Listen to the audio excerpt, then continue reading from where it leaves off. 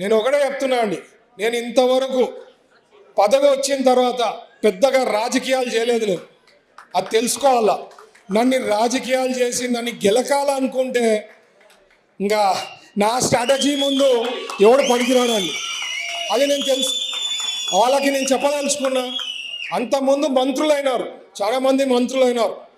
ప్రతి ఒక్క మంత్రి ప్రతి ఒక్క దాంట్లో ప్రతి నియోజకవర్గంలో ఏదో రకంగా వాళ్ళు ఇన్వాల్వ్ అయ్యి మీకు తెలియకుండా చాలా చేశారు. నేను ఆ పనులు చేస్తలే. ఏ నియోజకవర్గంలో కూడా నేను రెస్పెక్ట్ ఇచ్చి ఏ వాళ్ళకి ఎమ్మెల్యేస్ కానీ ఇన్ఛార్జెస్ కానీ ఎక్కడా కూడా వాళ్ళకి తెలియకుండా నేను గెలకడంలే. సో నేను అనేది మైండ్లో పెట్టుకోండి. నేను మంత్రి ఉంటా, 5 ఏళ్ళు కాదు, తెలుగుదేశం పార్టీ ఉన్నన్నాళ్ళు నేను మంత్రి ఉంటా. ఇక్కడ మీరు గెలిపిస్తా పోండి. ప్రజలకి సేవ చేసేదానికి అదృష్టం ఉంటుంది. ఎందుకంటే లోకేష్ గారికి తెలుసు నేను ఎట్లా అంటుండే అనేది చంద్రబాబు గారికి తెలుసు. మీరు ఎంత చెప్పినా ఎంత గెలికినా అక్కడ ఏమి మారేది ఏమి ఉండదు. సో సబ్జెక్ట్ మీరు తెలుసుకోవాల్సింది ఏమంటే, నన్ను ఊరికే గెలకద్దండి.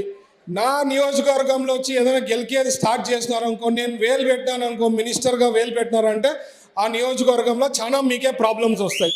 సో కైండ్లీ మీ పని మీరు చూసుకోండి.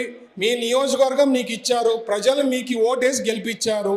మిమ్మల్ని చూసుకునే బాధ్యత మీ ప్రజలు. మీకు ఎన్నో సమస్యలు ఉంటాయి, అవి సాల్వ్ చేసుకుంటూ పోండి అని. అదే కాకుండా ఊరికే నా నియోజకవర్గంలో వచ్చేవాళ్ళు అంటే ఏదో పెత్తనం చేయాలనో లేదో ఏదో గెలకాలనుకోవడం అయితే మాత్రం నా స్ట్రాటజీస్ ముందు, నేను చేసే పనుల ముందు ఎవరు నా దగ్గరలో కూడా రాలేరు.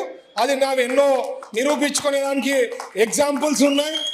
మెడికల్ షాప్స్ రోడ్ది ఎవరు చేశాడండి? ఎవరికైనా చాతైందా? స్మూత్గా సాల్వ్ చేశామా? సో ఇట్లాంటివి ఎన్నోటి ఉన్నాయి, చెప్పుకుంటా పోతే చాలా ఉన్నాయి. సో నేను చెప్పేది ఏంటంటే, ఎవరి నియోజకవర్గంలో వాళ్ళ ప్రజలు మిమ్మల్ని ఎన్నుకున్నారో మీ పని మీరు చూసుకుంటే మీకు బాగుంటుంది అనేదే నేను మీకు రిక్వెస్ట్ చేయడం జరుగుతుంది. ఎందుకంటే మనకి ప్రజలు ఓటేసి గెలిపించిన దానికి 5 ఏళ్లలో ఎంత చాతనైతే ఆ నియోజకవర్గం డెవలప్ చేసుకోవాలా, ప్రజలకి సేవ చేయాలా. ఇప్పుడు ఇండస్ట్రీస్ మంత్రిగా నాకు ఇచ్చిన అవకాశం వచ్చింది, ఒక గోల్డెన్ ఆపర్చునిటీ వచ్చింది. ఓరకల్ ఇండస్ట్రియల్ పార్క్లో ఎంత వీలైతే అన్ని ఇండస్ట్రీస్ రావాలి. ఎవరికి ఇండస్ట్రీస్ వస్తే ఎవరికి బాగుంటుంది? ఇక్కడ ఉండేవాళ్ళు మీ అందరికీ, మీ పిల్లలకి, మీ వాళ్ళకి ఫ్యూచర్. అవునా కదా? నా పర్సనలే కదా, అందరికీ కదా. సో ఇది మైండ్లో పెట్టుకోండి. మనం కష్టపడుతున్నాం, చేస్తున్నాము, డెవలప్ చేస్తున్నాము. స్టేట్ వైడ్ ఎన్నో రకాలుగా ఇన్వెస్ట్మెంట్స్ తేవడం జరిగింది.